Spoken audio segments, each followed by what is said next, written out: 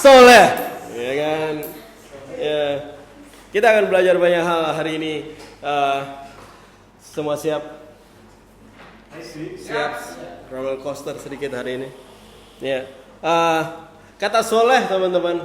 Soleh adalah kata saduran yang berasal dari beberapa akar budaya di dalamnya. Ya, mungkin soleh nggak ngerti sendiri arti kata ini. Salah satunya adalah bahasa Arab dari kata saleh. Ya. Jadi sering dipakai dalam Alkitab, bahasa Indonesia juga kata ini saleh. Tetapi tidak banyak orang Kristen mengerti tentang kata ini sebenarnya. Jadi mereka saleh ya, kita harus hidup saleh ya, soleh ya kan. Ya. Pengajaran hari ini akan membantu kita untuk melihat soleh, untuk melihat saleh dengan benar. Ya. Kata saleh, saya lupa pakai slide ya.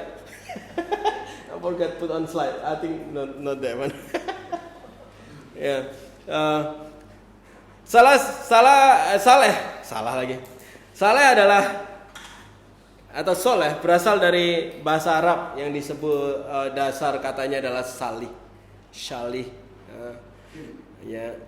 Ada artinya adalah terhindar dari keburukan atau kerusakan.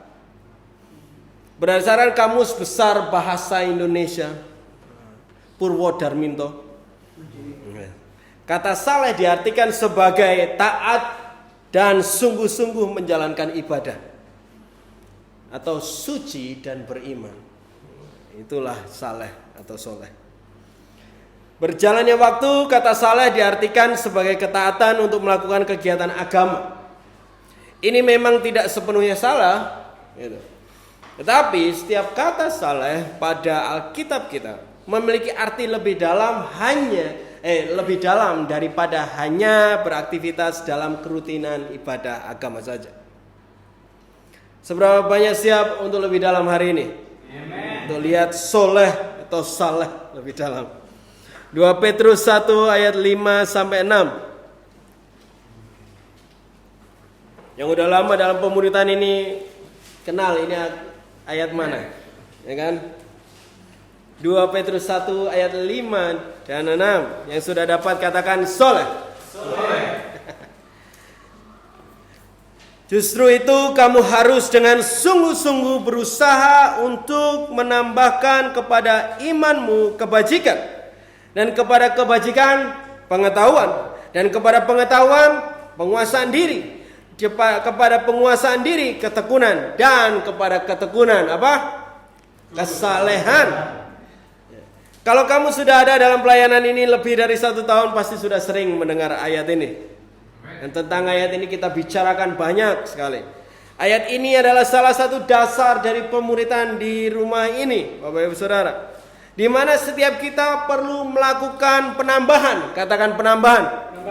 Di dalam kepercayaan kita terhadap Tuhan Yesus, ada sesuatu yang harus ditambah. Keiman kita ditambahin lagi. Dari ayat 5 sampai 7, kita akan diberikan hal-hal yang akan terus ditambahkan dan harus ditambahkan kepada percaya kita terhadap Yesus Kristus. Artinya setiap kita tidak hanya berhenti di titik percaya kepada Tuhan Yesus. Alkitab mengatakan bahwa iblis pun percaya dan gentar terhadap Dia. Jadi kalau kita berhenti di percaya saja, kita masih sama dengan iblis.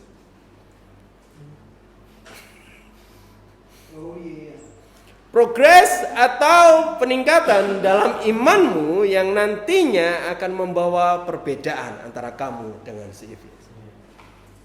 Di akhir ayat 6 dikatakan kesalehan, katakan saleh. Nah, ini lupa juga aku naruh slide-nya. Kata saleh adalah bahasa aslinya di Yunaninya adalah eubeia, ya. Artinya adalah bahasa Jawanya godliness. Bahasa Inggris. Ya, artinya ketuhanan atau serupa dengan Tuhan. Soleh serupa dengan Tuhan. Amin. Jadi setiap kata saleh dalam perjanjian baru itu mengarah kepada kehidupan yang serupa dengan Kristus Tuhan kita. Soleh atau saleh artinya adalah untuk hidup seperti bagaimana Tuhan hidup. Saleh bukan hanya kehidupan yang penuh dengan kegiatan agama, tetapi saleh adalah kehidupan yang penuh dengan kekristusan di setiap hari kita. Roma 8 ayat 29.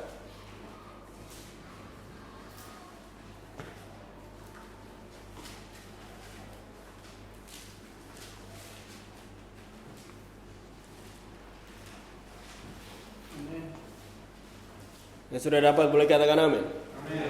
Sebab semua orang yang dipilihnya dari semula, mereka juga ditentukannya dari semula untuk menjadi serupa dengan gambaran anaknya, supaya anaknya itu menjadi yang sulung di antara banyak saudara. Ada beberapa kata kunci di sini Bapak Ibu Saudara. Dikatakan dipilih dan ditentukan. Jadi dipilih dan ditentukan. Kita tidak di sini karena kebetulan. Amin. Dia sudah memilih kamu dan kamu. Dia memilih kita semua sejak semula dikatakan di sini. Dia telah memilih kita. Tuhan menentukan kamu sejak semula dari sononya, dari dulu. Ayat ini katakan, Tuhan membawa kamu untuk menjadi serupa dengan gambarnya, seperti Yesus. Itulah kenapa Tuhan memilih Bapak Ibu Saudara di tempat ini. Saleh ini bukan hanya untuk soleh saja, tetapi untuk semua orang di ruangan ini. Amen. Karena saya percaya Tuhan pilih setiap kita dan semua kita.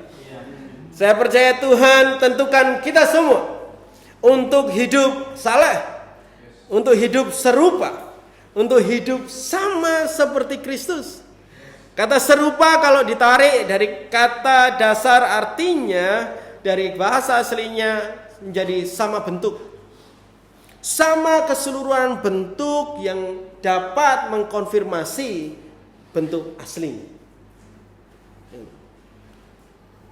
Catat baik-baik, Tuhan dengan sengaja memilih kamu untuk menjadi konfirmasi bagi dunia seperti apa Kristus itu.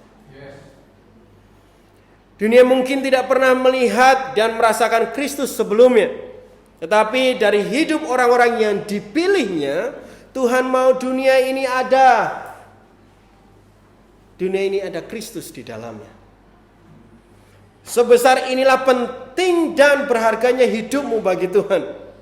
Bahkan dapat dikatakan bahwa seluruh proses pemuridan di tempat ini untuk membantu setiap kita mencapai kepada keserupaan ini.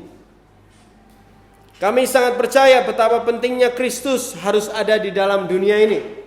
Semua percaya hal ini? Kristus perlu ada di Jogja. Kristus perlu ada di sini. Kristus perlu ada di Indonesia. Karena Tuhan dengan sengaja memilih kamu untuk mengkonfirmasi bagi dunia seperti apa Kristus itu. Yohanes 13 ayat 15.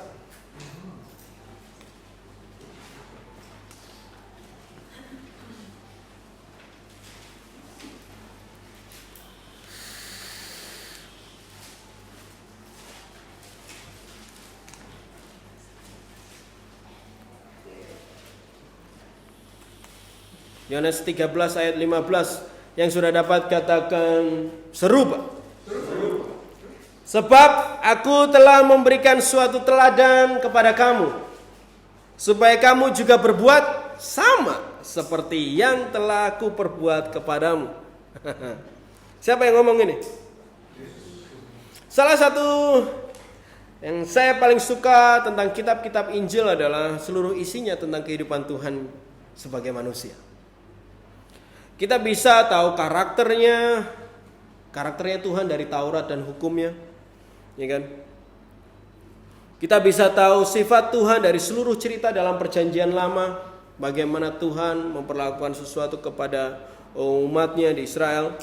Sehingga selama itu para ahli Taurat dan para nabi mencoba untuk menerjemahkan dan memahami maksud-maksud Tuhan di dalam Taurat, untuk mereka mencoba melakukannya di dalam kehidupan sehari-hari mereka. Ada benar, ada yang berlebihan, ada yang salah juga. Dan beberapa yang kurang benar itu yang disinggung Yesus waktu Yesus di dunia. Dia menyinggung beberapa hal itu. Tidak ada contoh perilaku kehidupan nyata sebagai manusia sebelum Yesus lahir di dunia ini.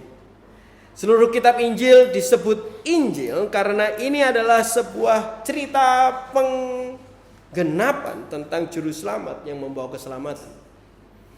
Ya, Yesus menyelamatkan keselamatan ini dengan sungguh-sungguh luar biasa, sehingga kita dapat hidup itu dan sempurna. Tetapi yang tidak banyak orang sadari adalah di waktu bersamaan dengan Tuhan Yesus memberi teladan, di waktu bersamaan waktu Tuhan Yesus menyelamatkan kita, di waktu yang sama dia memberi teladan untuk hidup kita. Dia memberikan teladan untuk hidup dalam kehidupan yang serupa dengan Tuhan di dalam kemanusiaannya. Hidup sehari-hari sebagai manusia tetapi di dalam karakter Tuhan dan sifatnya Tuhan. Ayat ini dikatakan, aku telah memberikan suatu teladan kepada kamu supaya kamu juga berbuat sama. Katakan sama. Seperti yang telah aku perbuat kepadamu. Dikasih contoh supaya kita mencontoh. Ayat ini. Dia tidak hanya mencontohkan melalui aplikasi hidup, dia juga memberikan gambaran aplikasi kehidupan berdasarkan karakter kerajaannya melalui perumpamaan-perumpamaan. Dia kasih itu. Itulah kenapa dia menceritakan tentang kerajaan Tuhan dan sering menggunakan perumpamaan kerajaan Tuhan seperti ini.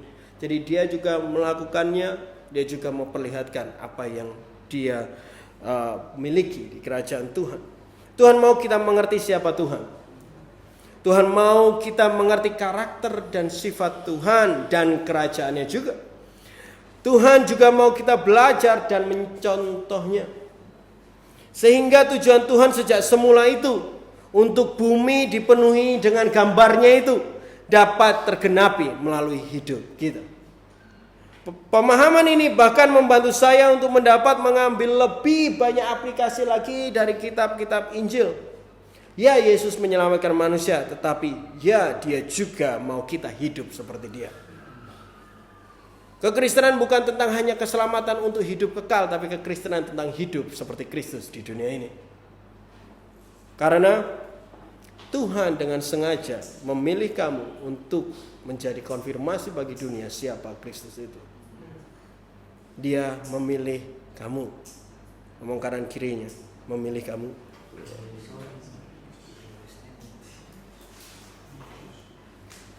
Masih di pasal yang sama di Yohanes 13 tetapi ayat 35.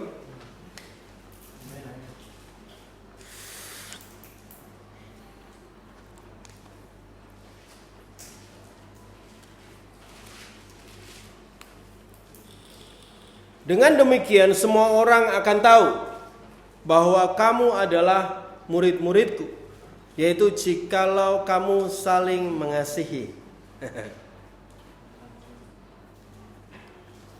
Hal yang harus diingat adalah bahwa apa yang kita lakukan setiap hari adalah konfirmasi tentang siapa kita.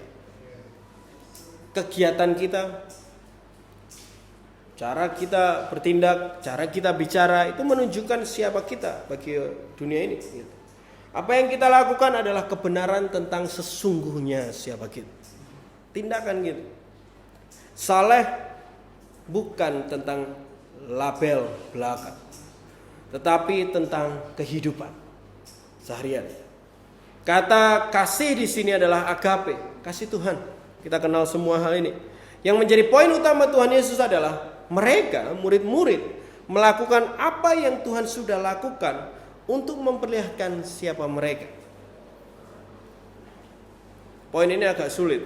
Saya mencoba untuk menggambarkan kepada teman-teman. Yang menjadi poin utama Tuhan adalah Tuhan kita adalah Tuhan yang memiliki 3 bagian tetapi satu. Dia Bapa, Anak, dan Roh Kudus. Ya. Yang ditunjukkan sebagaimana tubuh Kristus atau komunitas juga. Komunitas kita satu tetapi banyak bentuknya, banyak orang di dalam. Dan Yohanes 3 ayat 13 dikatakan gini, Bapa mengasihi anak dan telah menyerahkan segala sesuatu kepadanya.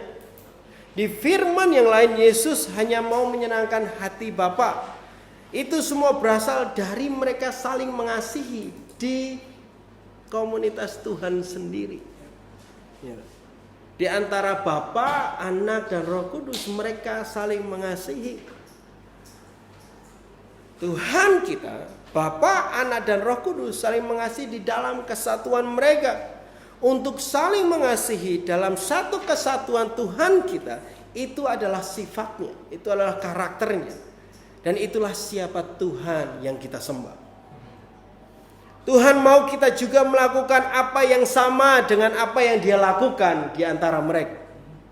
Tuhan mau kita memiliki karakter dan sifatnya sehingga saling agape atau saling mengasihi yang membuat orang melihat keserupaan karakter Tuhan bagi dunia. Itulah kenapa ayat ini dikatakan ketika engkau saling mengasihi. Tuhan ngomong ke siapa?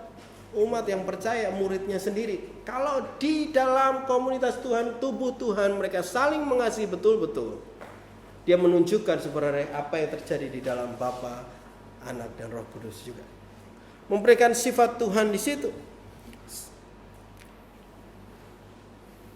Ketika kita saling mengasihi di antara komunitas ini, saling mengasihi dalam tubuh Kristus, kita menjadi serupa seperti bagaimana Kristus dan Tuhan di kerajaannya. Sehingga orang lain dapat mengenali karakter Tuhan melalui hidup kita.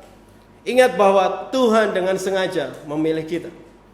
Tuhan dengan sengaja menentukan kita untuk menjadi konfirmasi bagi dunia seperti apa Kristus itu. Menjadi sama dengan Kristus adalah melakukan apa yang Kristus juga lakukan. Kristus mengasihi dan saling mengasihi. Ini adalah salah satu contoh karakter Tuhan. Sifat Tuhan yang Tuhan mau juga kita hidup seperti Dia. Jadi ketika kita saling mengasihi, kita sedang menunjukkan ke orang lain bahwa di dalam ketuhanan Tuhan kita juga saling mengasihi. Kita menunjukkan karakter Tuhan di bagian itu. 1 Timotius 4 ayat 8.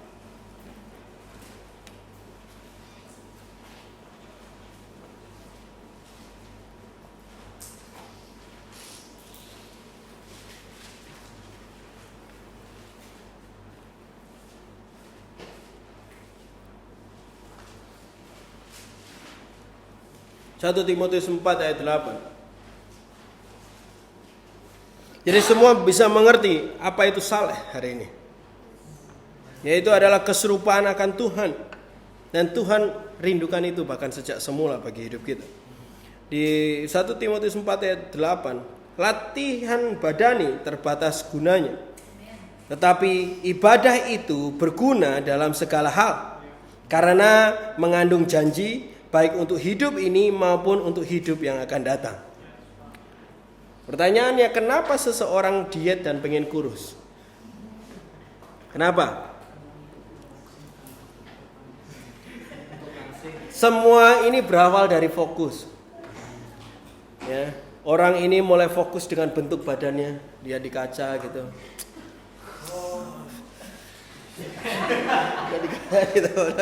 Ya, fokus terus dengan perutnya yang membesar.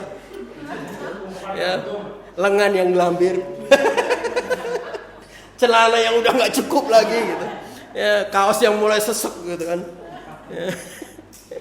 Karena hal itu mereka mulai terus memikirkan gitu, bahkan juga mengambil langkah untuk melakukan apapun untuk capai kurus itu, ya kan? Sampai nggak makan, sampai apa gitu. Banyak hal yang terus direncanakan, banyak latihan untuk mencapai tujuan kurus itu karena dia fokus terhadap hal itu. Latihan itu penting untuk kita mencapai titik terlatih atau mampu atau jadi ahli. Kata ibadah di ayat ini adalah di Alkitab kita adalah eubesia, yaitu adalah saleh tadi atau keserupaan akan Kristus tadi, yang adalah jadi sama seperti Kristus. Paulus katakan kepada Timotius hal ini, latihan badani itu memang ada gunanya, tapi terbatas. Tetapi latihan kesalehan atau hidup saleh itu berguna lebih banyak di dalam banyak hal. Kadang orang tidak melatih atau berusaha hidup saleh hanya memang tidak pernah fokus di situ. Kekristenan semakin sering hanya memusatkan diri kita sebagai yang menerima dan menerima dan menerima dari Tuhan. Tidak sering melihat bagaimana Kristus dihadirkan di dalam perilaku di setiap hari mereka. Ingat, apa yang kita sedang terus pikirkan dan fokus itu yang akan lebih berharga bagi kita. Kita bahkan mau lakukan apapun untuk mencapai hal itu dan untuk itu. Hari ini Tuhan mau menyadarkan kita semua bahwa bagi Tuhan hidup saleh itulah yang berharga. Hidup serupa dengan Kristus itulah tujuan Tuhan memilih kita. Hidup setiap waktu dan setiap hari seperti Kristus hidup, itu yang seharusnya menjadi fokus kita. Ini goal dari pelayanan ini. Setiap orang menghidupi hidupnya seperti Kristus hidup. Ini goal dari setiap pembelajaran dan fellowship yang kita lakukan. Ini adalah goal dari setiap kelas-kelas yang kita adakan. Ini goal dari setiap keputusan kenapa kita tinggal bersama, sering ketemu dan semua hal yang kita lakukan. Ini adalah goal dari semua yang kita lakukan di tempat ini. Latihan fisik, latihan badani, terbatas gunanya. Tetapi hidup saleh dampaknya lebih besar daripada yang kamu kira. Fokus pada kehidupan saleh Bapak Ibu Saudara. Fokuslah pada kehidupan yang serupa dengan Kristus. Fokus kepada kehidupan yang seperti Kristus hidup. Karena kehidupan seperti itulah yang membawa dampak yang besar. Baik di hidup ini maupun hidup yang akan datang. Ingat bahwa Tuhan dengan sengaja memilih kamu untuk menjadi konfirmasi bagi dunia siapa Kristus itu. Ayub 1 ayat 8.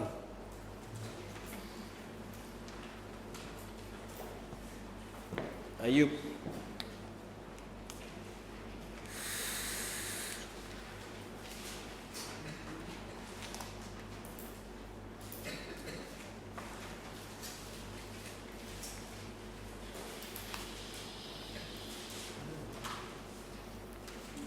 sudah dapat boleh katakan amin.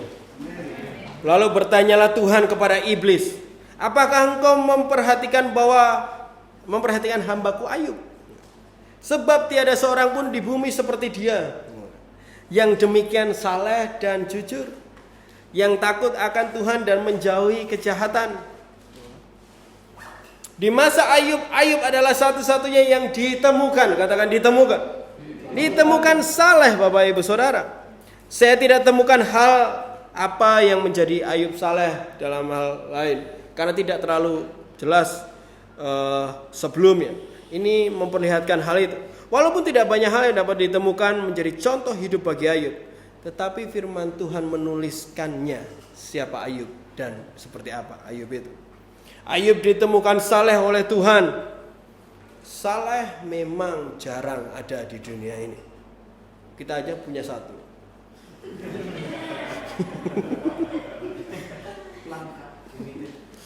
Karena memang ini tidak berasal dari dunia.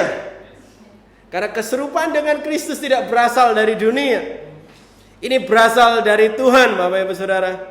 Sehingga sangatlah berharga kesempatan kita untuk dapat hidup saleh. Karena tidak semua orang di dunia ini punya kesempatan itu. Sangat berharga kita harus lihat seperti itu.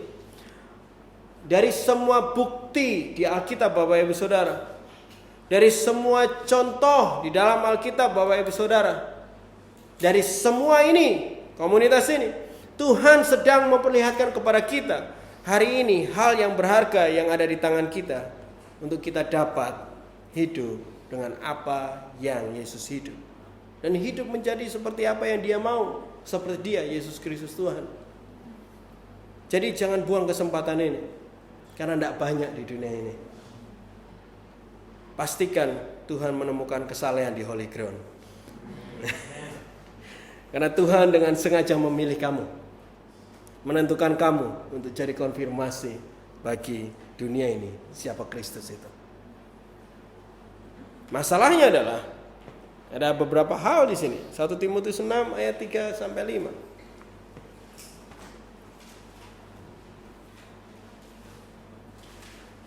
Siapa yang mau hidup salah? Siapa yang jadi soleh?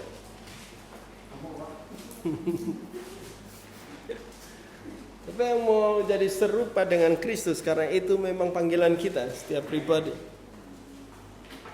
1 Timotius 6 ayat 3 sampai 5. Jika seorang mengajar ajaran lain dan tidak menurut perkataan sehat, yakni perkataan Tuhan kita Yesus Kristus, dan tidak menurut ajaran yang sesuai dengan ibadah, atau saya katakan tidak sesuai dengan kesalehan kita, ia adalah orang yang berlagak tahu padahal tidak tahu apa-apa. Penyakitnya ialah mencari-cari soal dan bersilat kata yang menyebabkan dengki, cedera, fitnah, curiga, percecokan antara orang-orang yang tidak lagi berpikir sehat dan kehilangan kebenaran, yang mengira ibadah itu, yang mengira kesalehan itu adalah suatu sumber keuntungan. Problem pertama di dalam ayat 3 adalah ada orang yang tidak mengikuti standar kesalehan yang kita percaya itu, maksudnya. Ada orang-orang di dalam tubuh Tuhan yang tidak mengikuti standar keserupaan dengan Tuhan yang sama. Ingat apa itu saleh? Serupa dengan Kristus. Sehingga standar untuk ibadah atau kesalehan adalah Kristus sendiri. Itu yang perlu kita mengerti. Kita tidak hidup dengan quote motivasi, tetapi kebenaran Kristus. Bahayanya sering orang yang seperti ini menjadi orang yang merasa tahu semua hal. Alkitab tuliskan, masih terjadi sampai hari ini. Dengan hal yang bahkan tidak ada di Alkitab. Mereka merasa mereka lebih tahu, dan bahkan mereka membuat pengetahuan itu dengan sendiri dan seperti apa yang mereka mau. Itulah yang terjadi seperti rokok, tato, dan banyak hal lainnya. Bahkan bukan hanya dibuat aturannya, tetapi juga dibuat standar seperti itu, standar Kristus gitu. Dosa, apa-apa dosa. Sehingga seakan-akan semua hal dosa dan kotor. Kalau memang Alkitab tidak menulisnya, bukan berarti Tuhan tidak peduli, tetapi Tuhan tidak menganggap itu penting. Kadang kita merasa lebih tahu sehingga kita tidak menganggap penting yang penting bagi Tuhan. Dan kita menganggap penting yang bagi Tuhan tidak penting.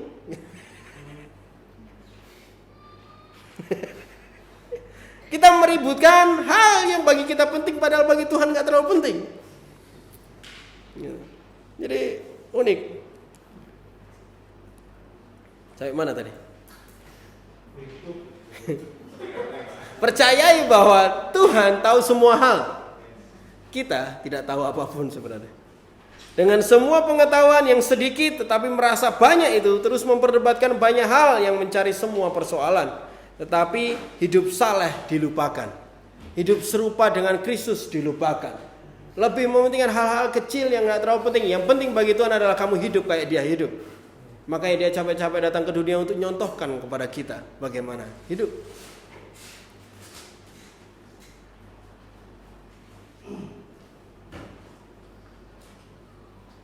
Menjadi lebih penting dan menjadi siapa yang paling benar dan apa yang dilakukan lebih benar menjadi perdebatan di antara orang-orang ini. Bahkan dikatakan lidah mereka jago silat. Jadi lidahnya masuk ke perguruan silat. Dengki satu dengan yang lain ya. Bahkan juga terus mencurigai orang-orang yang seperti ini. Karena mereka merasa mereka tahu semua. Wah, aku curiga ini duit gereja kemana ya. Aku curiga ini pendetanya ngapain. Aku curiga dia gitu. Curigaan aja. Dikatakan ini curiga aja. Orang-orang yang gak ngerti. Mau ditolong dikira mau dijadiin jemaat. Dikunjungi dikira mau dikontrol. Paulus katakan pikiran mereka tidak sehat. Loro gitu. Yes. Ditambah lagi mereka mengejar keuntungan. Katakan keuntungan ini juga diterjemahkan sebagai kata keuntungan ini juga diterjemahkan sebagai kekayaan maksudnya. Jadi bagi mereka kerutinan ibadah adalah sumber dari kekayaan. Kekristenan dipakai untuk semua kepentingan keuntungan atau kekayaan pribadi. Dari kekayaan sampai kejayaan, sampai kekuasaan, sampai kedudukan, dan sampai kepada kekuasaan suatu area. Ini masalah yang membuat Tuhan tidak dikenali dengan baik di dunia ini. Karena ini bahkan terjadi di dalam gereja. Tuhan sendiri melihat hal ini. Ingat bahwa Tuhan dengan sengaja memilih kamu untuk mengkonfirmasi bagi dunia siapa Kristus itu. Bahayanya kalau tubuh Kristus sendiri tidak memperlihatkan hal itu. Masalah-masalah ini terjadi di dalam gereja, akhirnya kesalehan tidak menjadi yang utama. Hidup seperti Kristus tidak menjadi yang utama bagi mereka.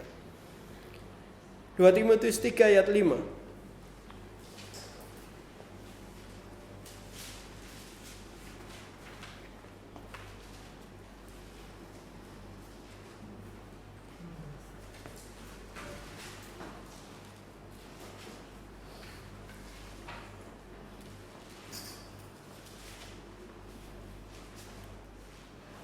Secara lahiriah mereka menjalankan ibadah mereka. Tetapi pada hakikatnya mereka memungkiri kekuatannya. Jauhilah mereka itu. Kalau teman-teman ke Royal ada satu rak di dekat dapur yang isinya botol-botol kecil. Kapan-kapan mainlah ke sana. Cowok-cowok main terus ke sana. Mereka kalau pulang lewat situ soalnya. Ya kan? Kalau pulang lewat Royal kan kalian. Nggak ada jalan lain cuma itu. Botol itu isinya sirup-sirup yang diproduksi Gea sebelumnya. Dan botol-botol itu ada label tulisannya, gitu, sesuai dengan rasanya yang ada di dalam botol itu. Waktu Gea buat yang baru, gitu, dia akan merasakannya. Sama. Gitu. Dia merasakan kalau yang di botol kecil dan yang dia buat itu sama. Dia bilang itu strawberry sour dan ini juga labelnya strawberry sour. Dan kalau sama, oh berarti sama. Berarti benar tulisannya apa, isinya apa, gitu. Jadi benar-benar terkonfirmasi kalau keduanya benar-benar sour strawberry. Baru ada. Ada kesamaan yang membuat adanya konfirmasi tentang kebenaran sirup itu. Ya kan? Dia ngerasain terus sampai lidahnya mati. Label kita adalah pengikut Kristus. Itu seharusnya rasanya juga sama dengan Kristus. Dikatakan di ayat ini secara lahiriah, artinya secara kelihatannya, labelnya, KTP-nya, aktivitasnya, banyak urusan gereja, tetapi memungkiri kekuatannya. Di dalam terjemahan sehari-hari lebih unik, tetapi mereka tidak sungguh-sungguh mengenal Tuhan atau diubah oleh kuasanya. Jadi mereka tidak sungguh-sungguh mau dirubah oleh kuasa Tuhan. Arti kata memungkiri kekuatannya itu. Jadi ini ada orang-orang yang Kristen tapi memungkiri kuasa Tuhan untuk mengubah hidup mereka. Mereka tidak yakin dan tidak percaya atas kuasa Tuhan dalam perubahan hidup mereka. Ini adalah mereka. Tuhan udah ngomong terus untuk berhenti melakukan yang salah, tapi tidak mau. Ini adalah mereka. Tuhan udah ngomong dan membantu untuk memilih langkah yang benar tapi tidak mau. Tuhan suruh melangkah tapi menunda terus. Tuhan berbicara melalui manusia atau pemimpin tapi tidak didengar. Orang yang seharusnya menunjukkan siapa Tuhan, mereka menunjukkan sifat mereka sendiri. Bahayanya adalah orang Kristen ini juga adalah Kristen. Banyak yang melakukan pelayanan juga pun. Dalam kata lain, mereka sedang menggambarkan Tuhan, tetapi bukan Tuhan Yesus Kristus Tuhan. Sehingga dapat membuat orang lain bingung, Yesus itu sebenarnya kayak gimana? Sehingga banyak orang yang mereka layani tidak kenal Yesus dengan benar. Mereka tidak kenal Kristus dengan benar itu. Bahaya banget kan? Bahaya banget.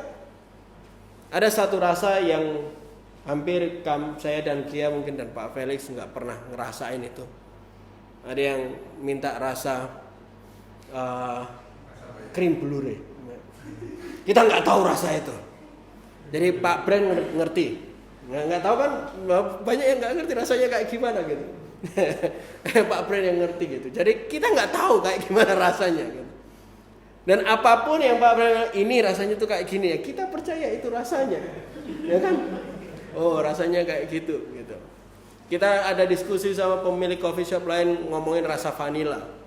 Orang vanilla yang di Indonesia ini kan beda sama vanilla yang aslinya, gitu. Karena semua kita taunya vanilla yang itu. Sangat bahaya kehidupan Kristen yang membuat orang ngira ngerasain Kristus padahal bukan Kristus yang mereka rasain. Bahaya banget. Makanya saking bahayanya Paulus bilang jauhi mereka. Jangan dekat-dekat sama mereka. Gambaran Kristus jadi salah. Dan mereka gak sadari kalau mereka salah.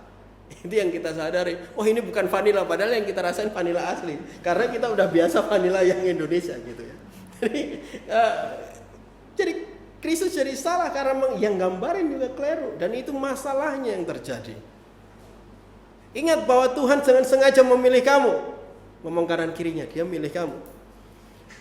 Untuk menjadi konfirmasi bagi dunia siapa Kristus yang benar. Dan seperti apa Kristus yang benar itu. Makanya harus mau berubah dengan kuasa Tuhan. Jangan mau cuma gitu-gitu aja. Tuhan ngomong jangan pungkiri kuasanya untuk merubah hidupmu. Jangan tolak kuasanya untuk merubah hidup kita. Karena dia mau merubah serupa dengan dia. Jadi ikuti perubahan yang Tuhan mau. Supaya dirimu benar-benar mengkonfirmasi siapa Kristus yang benar bagi dunia. Kita nggak lagi main-main. Tapi kita mau serius untuk hidup saleh. Hidup serupa dengan Kristus. Surah banyak yang mau. Oh, cuma dikit ini. Surah banyak yang mau. Ya, ini gimananya 2 Petrus 1 ayat 3. Caranya.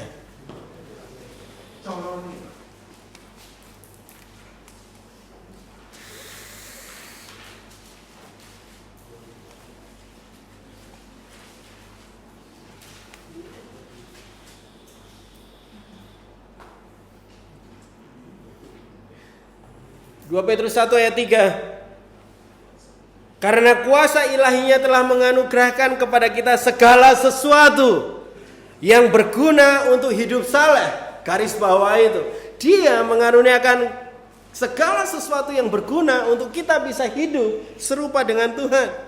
Oleh pengenalan kita akan Dia, Ia telah memanggil kita oleh kuasanya yang mulia dan ajaib.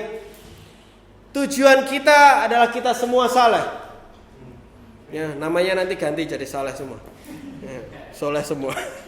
Tujuan kami adalah kita semua hidup seperti Kristus hidup. Dan ayat ini adalah mengawali bagian dari dasar pemuritan kita. Di 2 Petrus itu. Itu perikop yang kita pelajari betul. Itu. Untuk mengatakan ini loh caranya. Untuk menyatakan kepada kita bahwa Tuhan sudah mengkaruniakan segala hal untuk kita bisa hidup serupa dengan Dia. Supaya kita bisa hidup saleh. Tuhan tidak perlu kita mencari di tempat lain. Tuhan sudah karuniakan. Tuhan sudah berikan. Kita harus menyadari hal ini. Tuhan sudah berikan segala hal yang kamu perlukan. Bahwa Tuhan sendiri mau kita hidup seperti Dia. Tetapi Dia pun juga telah memberikan kita apapun yang kita perlu untuk hidup seperti Kristus hidup. Kita punya karakter dan sifatnya. Taurat. Kita punya contoh Tuhan yang hidup jadi manusia. Yesus. Kita punya penolong di dalam kita. Untuk membawa kita ke situ, Roh Kudus. Kita punya contoh manusia biasa, para rasul, jemaat mula-mula, orang-orang yang sudah berjalan di sekeliling kita yang sudah berjalan dengan Kristus. Tuhan telah menganugerahkan kepada kita segala sesuatu yang berguna untuk hidup saleh, ayat ini. Apakah kita melihat hal itu atau enggak? Alkitab kita mungkin sampai berdebu di rumah, hampir enggak dibuka dalam seminggu. Tidak pernah pelajari dan lihat karakter Tuhan. Kalau mau hidup serupa dengan Kristus, pelajari Kristus dan Tuhan kita. Sehingga itu tujuan kita. Dan harus ingat bahwa Tuhan memilih kamu untuk mengkonfirmasi bagi dunia siapa Kristus itu. Di ayat berikutnya, jadi yang pertama adalah cara engkau untuk hidup dengan Kristus. Sadari di tanganmu sekarang, posisimu sekarang, Tuhan udah karuniakan segala hal untuk kamu belajar. Tinggal kamu mau pakai atau enggak. Tinggal kamu mau sadari atau enggak. 1 Timotius 4 ayat 7.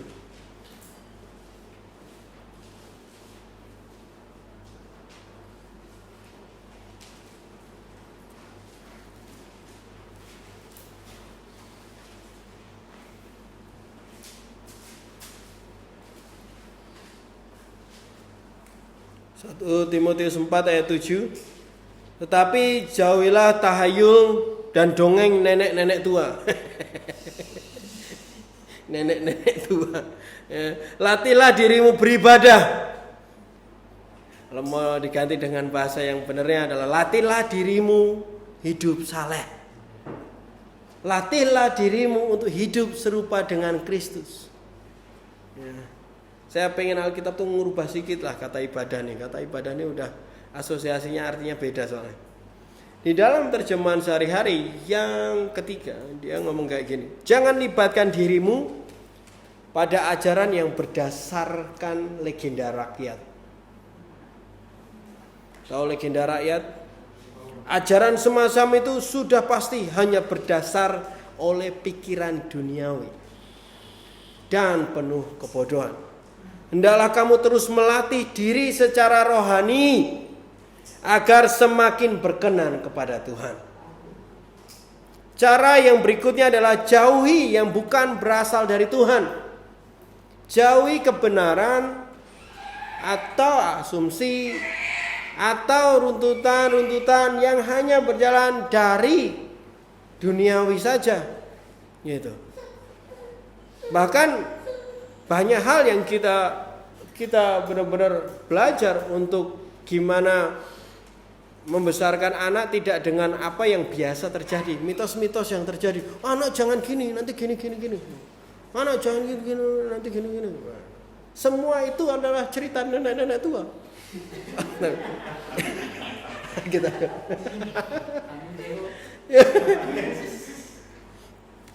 Ada satu ketika saya gendong Jeho biasa, waktu dia masih jauh lebih kecil, kita jalan di stadion gitu. Itu anak udah digituin, jangan digituin. Nanti gini, nanti singunan apa-apa bahasa Jawa banyak banget itu apa. Oh ya, gitu. Tapi tetap tak gendong gitu juga. Gitu. Banyak hal. Jangan makan di depan pintu. Nanti sangkut setan langkahi setan makanannya gitu. Oh, ya. Terus jangan keluar kalau maghrib. Terus apa lagi? Jangan ini. Hidup kita penuh dengan itu. Kalau mau di list mungkin bisa satu buku sendiri, ya kan? Ya, cerita nenek-nenek ini. Dan Alkitab katakan itu semua berasal dari duniawi, berasal dari kehidupan, bahkan terdengar bodoh sehingga makanya kita ketawa, gitu ya. Jadi harus pastikan latih dirimu. Kata ayat ini katakan, ya. Jauhi yang bukan berasal dari Tuhan, kejarlah apa yang Tuhan berikan dalam hidupmu. Dikatakan ayat ini, latihlah dirimu. Pernah latihan sesuatu? Ada yang latihan tinju juga, latihan makan. Ada yang latihan makan di sini. Makan perlu latihan? Setiap saya mendengar kata latihan, ada dua hal yang muncul di pikiran saya. Pertama, sakit. Harus susah payah berusaha. Itu latihan pasti. Tidak ada latihan yang tidak menyakitkan. Ya enggak? Bahkan simpel belajar gitar aja banyak orang tidak kuat, jarinya sakit terus berhenti belajar. Ya, jari saya yang kiri ini udah ngapal semua di ujungnya, nggak kerasa. Dan semua kesakitan dan juga harus berusaha untuk ngelakuinnya. Dan Paulus memberikan petunjuk untuk kita terus melatih hidup atau diri kita ke dalam kesalehan. Harus latih hidup kita untuk jadi serupa dengan Kristus. Artinya terus berusaha untuk melakukan seperti apa yang Kristus lakukan. Perlu diniati, dilakoni, dikerja keraskan kan maksudnya. Apa bahasa Jawanya? Harus bekerja keras benar-benar. Diteteki ya, diteteki ya. Harus benar-benar dilakukan seperti itu. Kira-kira kalau Yesus dalam kondisi saya sekarang, dia akan ngelakuin apa ya? Gitu. Kalau kita mulai bertanya-tanya seperti itu, kita harus lihat kalau sekarang Yesus ada di dalam kondisi ini, apa yang dia akan lakukan? Kalau ada yang sedang fitnah saya, Yesus difitnah, apa yang Yesus lakukan? Baca di Alkitab. Gitu. Kalau seperti ini, apa yang dilakukan Yesus? Kalau seperti ini, apa yang Alkitab katakan? Itulah yang kita perlu latih. Sakitnya di mana? Sakitnya adalah untuk mematikan apa yang kamu pikir itu benar. Tapi kamu harus memilih apa yang Tuhan katakan itu benar. Gitu. Banyak pelajari tentang Dia, sehingga kita dapat bertumbuh dalam sifat dan karakternya. Mana yang dia sukai, mana yang dia tidak sukai, dan latih dirimu untuk melakukan apa yang benar bagi Tuhan kita. Harus siap kalau ada rasa sakit waktu kamu mencoba melakukannya. Harus siap untuk kalau memang kamu harus terus berjuang melawan tubuhmu, melawan pikiranmu, melawan perasaanmu untuk melakukannya. Ingat bahwa Tuhan dengan sengaja memilih kamu untuk menjadi konfirmasi bagi dunia seperti apa Kristus itu. Berjuang untuk hal itu supaya Kristus dilihat temanku, Kristus yang benar. Supaya Kristus dilihat tetanggaku, Kristus yang benar melalui hidupku. Perubahan di dalam hidup kita, ingat hal itu. Dampak hidup saleh sungguh luar biasa Bapak Ibu Saudara. Kita lihat di Ayub 8 ayat 20.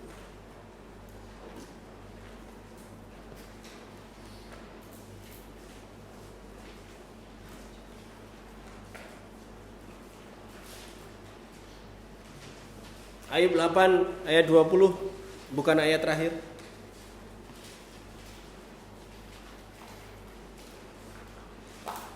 Ayub agak lama ya nyarinya ya. Bisa yang udah dapat katakan amin. Oke. Ketahuilah Allah Tuhan tidak menolak orang yang saleh dan tidak memegang tangan orang yang berbuat jahat.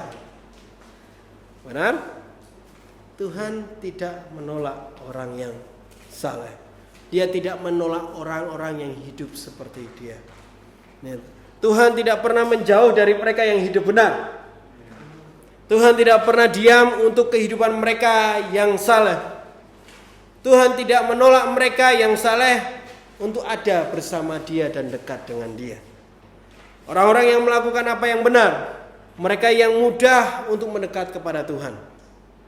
Sehingga orang-orang ini biasanya mudah banget dengar dari Tuhan. Karena mereka dekat dengan Tuhan. Jadi mudah mendengar. Karena mereka menjaga hidupnya seturut dengan Kristus hidup. Catat baik-baik, mendengar dari Tuhan bukan kekuatan super. Itu adalah hal yang normal yang terjadi dan bisa dilakukan oleh semua umat Tuhan kalau mereka hidup benar. Karena Tuhan tidak pernah menolak mereka yang hidup saleh. Tuhan tidak pernah menjauh dari mereka. Tuhan akan selalu dengar dan berbicara kepada mereka. Jadi hidup benar ini akan memberi dampak kepada hubungan kita sama Tuhan. Dampak yang lain ada di Mazmur 37 ayat 37.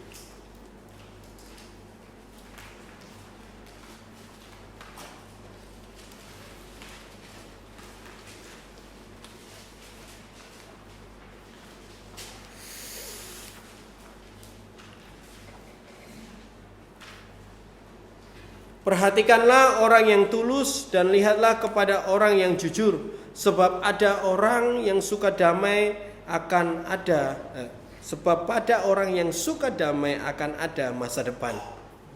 Kata tulus di Alkitab bahasa Indonesia TB itu bahasa aslinya adalah saleh. Ya. Ada masa depan untuk mereka yang terus berjalan dan melakukan apa yang benar. Ada masa depan untuk mereka yang hidup menurut Kristus Tuhan. Catat juga bahwa kehancuran dan kesulitan adalah hal yang berbeda. Untuk memilih jalan di luar Tuhan, jelas ujungnya kehancuran yang terjadi.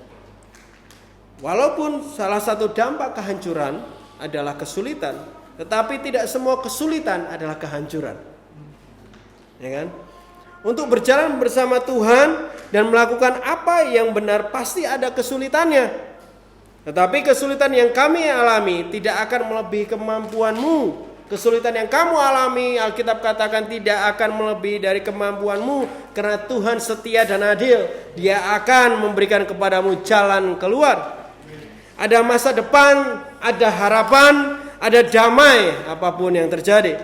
Dan semua terjadi kepada mereka orang-orang yang saleh.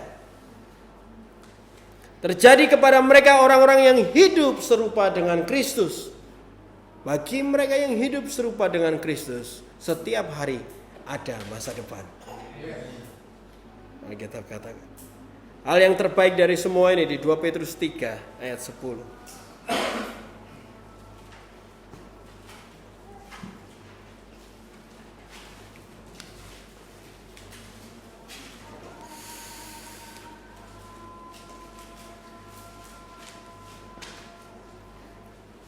2 Petrus 3 ayat 10 sampai 11. Tetapi hari Tuhan akan tiba seperti pencuri.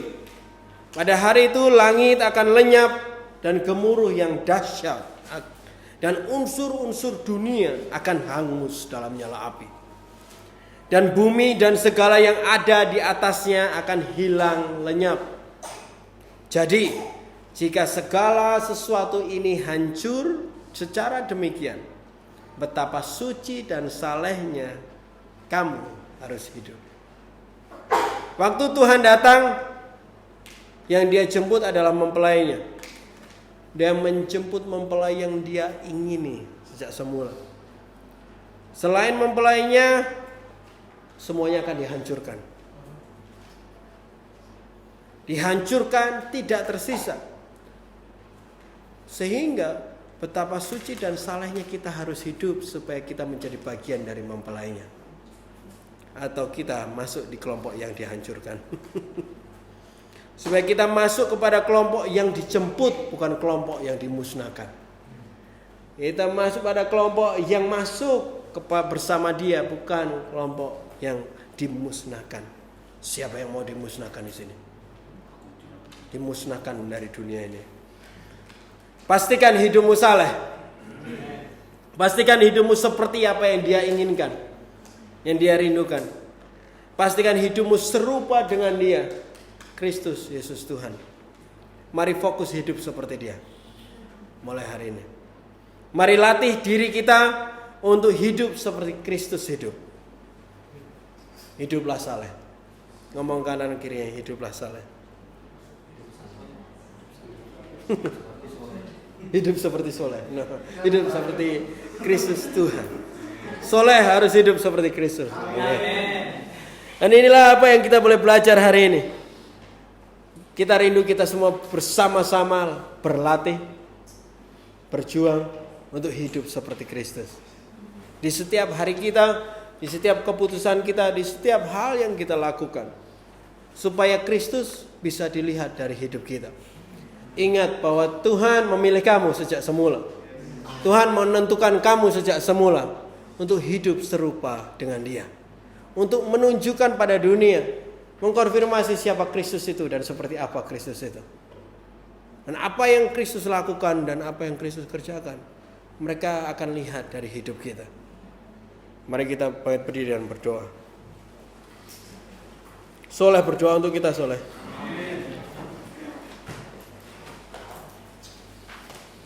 Tuhan sungguh luar biasa firman pada siang hari Tuhan. Pada siang hari ini kami dapat mendengar, melihat dan percaya Tuhan.